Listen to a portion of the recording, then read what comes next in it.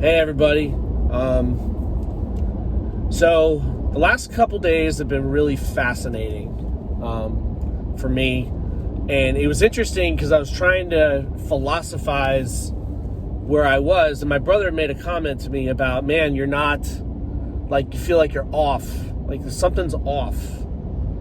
And I was like, yeah, and he's like, I wonder what's going on. I'm like, I don't know. I said, I've been reading my books and reading a lot of books and studying and thinking and, doing my normal thing.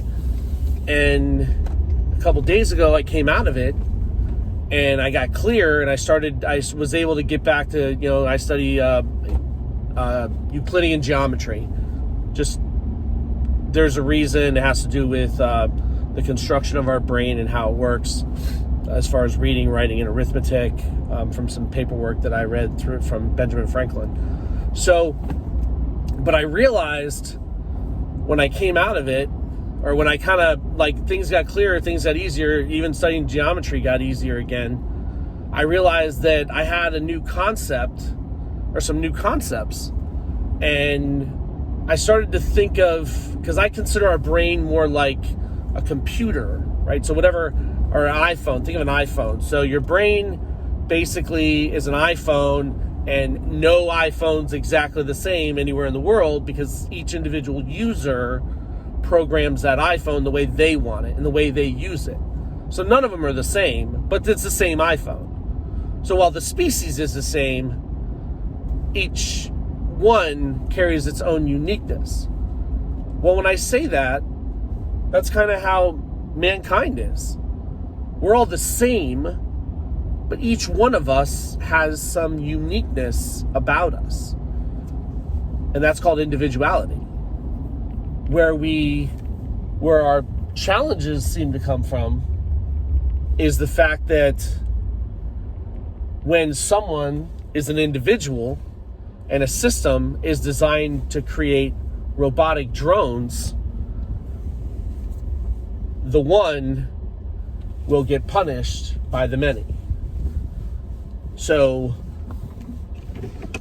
that's kind of how society works. So society is geared towards drones instead of individuals, and it hates those who stand out in a way, because that's where the anger and frustration and retaliation from society comes from. And then they start saying things like, he's crazy, or she's crazy, or they don't conform, or there's something wrong with them. Well, there's nothing wrong with them. They're individuals. And you're trying to fit an individual into a box created by a fallen system that is blatantly disintegrating, but you want them to continue to conform while their soul is screaming at them that it's wrong and this is not how it's supposed to be. Well, those who are illusioned into the system believe that that's it. They hate anyone who's an individual. So what do we do as humans? What do humans do? Anything we don't understand or anything that we're afraid of, we kill it, right? How many people can say that if we found aliens, that we would not lock them up and dissect them, test them, analyze them, and not even treat them like they're human beings? That's exactly what we would do. Why? Fear, or we don't understand. We have no respect. So not only do we not respect ourselves, our souls, because that's what makes us individual, we don't even respect anybody else. So we're all just trying to win. We're trying to win a game we don't even know the rules of, because we never bothered to learn the rules and no one ever taught us. And then we are literally trying to impose that we're right, and the system is disintegrating. That makes a lot of sense.